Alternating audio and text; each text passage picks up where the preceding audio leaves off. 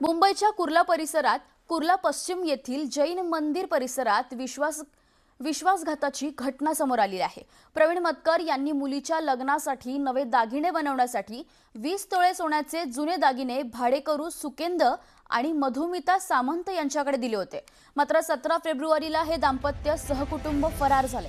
त्यांनी इतर ग्राहकांसह एकूण 50 तोळे सोनं लंपास केल्याचा आरोप आहे। मतकर यांनी कुर्ला पोलीस ठाण्यात तक्रार दिल्यानंतर 18 मार्च रोजी पोलीस ठाण्यात गुन्हा दाखल झालाय। पोलिसांकडून आता त्या दाम्पत्याचा शोध सुरू आहे। त्यांची बायको आणि ते दोघे आमच्या घरी आले कॅटलॉग घेऊन। त्यांनी नवीन डिझाईन आम्हाला दाखवल्या।